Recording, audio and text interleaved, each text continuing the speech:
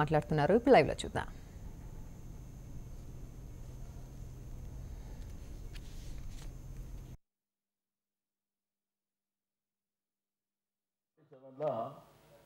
మనకు స్వాతంత్రం వచ్చినప్పుడు పండిత్ జవహర్ లాల్ నెహ్రూ, ఆ తర్వాత వచ్చింది వాళ్ళ బిడ్డ ఇందిరాగాంధీ, ఆ తర్వాత ఇందిరాగాంధీ తర్వాత వచ్చింది రాజీవ్ గాంధీ.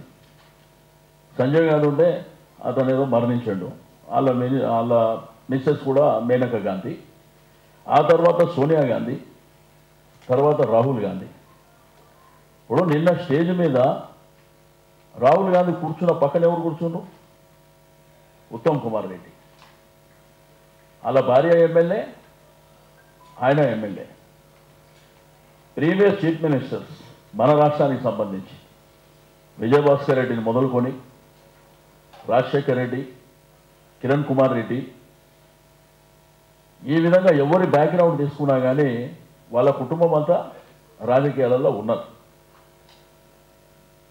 తెలంగాణ రాష్ట్రం ఉద్యమ నేపథ్యంలో ఏర్పడినటువంటి రాష్ట్రంలో కేసీఆర్ గారి కుటుంబ సభ్యులు ఎవరైతే వాళ్ళు అంటుండ్రో వాళ్ళందరూ ఉద్యమంలో భాగస్వామ్యం. తెలంగాణ ప్రభుత్వం ఉన్నప్పుడే వాళ్ళు రాలే, వాళ్ళు గతంలో కూడా శాసనసభ్యులుగా ఉన్నటువంటి వ్యక్తులు. ఒకళ్ళు 3 సార్లు ఉన్నారు, ఒకళ్ళు 2 సార్లు ఉన్నారు, ఒకళ్ళు 4 సార్లు ఉన్నారు. మీరు కుటుంబ పాలన గురించి మాట్లాడే నైతిక అర్హత ఈ కాంగ్రెస్ పార్టీకి లేదు. ఎక్కడెక్కడ మీ కుటుంబాలు, కాంగ్రెస్ పార్టీలో ఉన్నటువంటి మీ కుటుంబాలు ఈరోజు వరకు, పండిత్ జవహర్ లాల్ నెహ్రూ నుంచి స్టార్ట్ అయినటువంటి మీ కుటుంబాలు ఇప్పటి వరకు కొనసాగుతున్నాయి. మీకు మాట్లాడే నైతిక అర్హత కాంగ్రెస్ పార్టీకి లేదు. రెండోది, నిన్న మాట్లాడినప్పుడు రాహుల్ గాంధీ గారు చాలా పెద్ద పెద్ద మాటలు మాట్లాడారు. ఒకటి సెల్ ఫోన్ గురించి మాట్లాడుతూ మేక్ ఇన్ తెలంగాణ అని మాట్లాడి, నీ దిక్కుమాలినటువంటి నీ ప్రభుత్వాలు గడిచిన 70 సంవత్సరాల కాలంలో రమారాన్ని 40-45 సంవత్సరాలు మీరు పరిపాలన చేసినప్పుడు మేడ్ ఇన్ చైనా ఫోన్ వాడింది మీరు, డే 1 కూడా వాడుతుంది మీరు. మీకు చేతగాని దద్దమ్మలు మా గురించి మాట్లాడుతుంది. రెండవది, ఉద్యోగాలు రాలేదంటుంది. రేపే పబ్లిక్ సర్వీస్ కమిషన్ నుంచి అథెంటిక్గా అసలు ప్రభుత్వం వచ్చిన తర్వాత ఎన్ని ఉద్యోగాలు వచ్చాయి. మీకు ఎవరికైనా కాంగ్రెస్ పార్టీకి దమ్ముంటే మీరు చెప్పిన అడ్రస్కి వచ్చి ఈ ప్రభుత్వం వచ్చిన తర్వాత ఎంతమందిని రెగ్యులరైజ్ చేసినాం, ఎంతమందిని అధికారికంగా ఉద్యోగాలు ఇచ్చినాం ఛాలెంజ్ చేస్తున్నాం మేము వచ్చి చెప్పడానికి. దానికి మీరు శ్రీకారం ఉండాలి. మీ అనుభవం లేనటువంటి మీ యొక్క వైస్ ప్రెసిడెంట్ రాహుల్ గాంధీ, పాపం అతను ఢిల్లీలో ఉంటాడేమో, మీరు చెప్పవలసినటువంటి బాధ్యత. మీ 40 సంవత్సరాల చరిత్రలో ఎందుకు 24 గంటలు కరెంట్ ఇవ్వలే? ఎందుకు రైతాంగానికి 9 గంటలు కరెంట్ ఇవ్వలే? ఎందుకు 1000 రూపాయల పెన్షన్ ఇవ్వలే?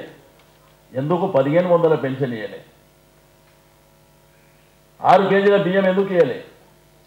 ప్రభుత్వ పాఠశాలలో చదువుకుంటున్నటువంటి పిల్లలకు ఎందుకు సన్న బియ్యంతో భోజనం పెట్టలే? ఓవైపున ఇరిగేషన్, కాకతీయ, మిషన్ భగీరథ.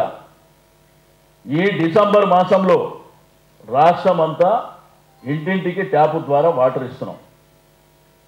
ఏ రోజైనా నీకు కానీ నీ దిక్కుమాలిన పార్టీకి కానీ అప్పుడు పరిపాలన చేసిన ఈ నాయకులకు కానీ ఏ రోజైనా సాగునీరు ఇద్దాం, తాగునీరు ఇద్దాం అనేటువంటి ఇంగిత జ్ఞానం మీకు ఏ రోజన్నా ఉందా? షాదీ ముబారక్, కళ్యాణ లక్ష్మి, ఒక ఆడ కూతురు గ్రామాలలో మ్యారేజ్ చేస్తే వాళ్ళకున్న ఆర్థికపరమైనటువంటి ఇబ్బందులు ఎప్పుడన్నా మీకు ఆ సోయి ఉన్నదా? కాకతీయ మిషన్, చెరువులు పూడిక తీద్దామనేటువంటి ఆలోచన మీ దుక్కుమాలిన ముఖాలకు ఎక్కడ నన్ను ఉన్నాయా? మేము ఒకవైపున ఇరిగేషన్ ప్రాజెక్టులు తీసుకుంటుంటే అడ్డమైన వాళ్ళతోని, చనిపోయిన వాళ్ళతోని కేసులు వేయించింది మీరు కదా. ఆయన నిన్నేం చెప్తాడు? కాళోజీ గారు చెప్పినటువంటి ఆయన ఉత్తమ్ కుమార్ రెడ్డి గారు ఏం చెప్తారు? ఇంటోడు తప్పు చేస్తే ఏమో చెప్పి ఆ సామెత ठहरो 1 मिनट ठहरो आपको अलग से बोल दो ठहरो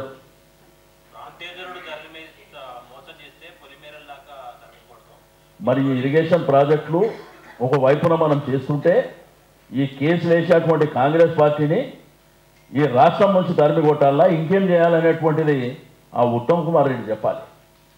నిండు శాసనసభలో జీవన్ రెడ్డి ఒప్పుకోండు కేసు వేసిన మాట వాస్తవం అని చెప్పి. మంత్రి తలసాని మీట్ని ఇప్పటి వరకు చూసాం. ఇక మరిన్ని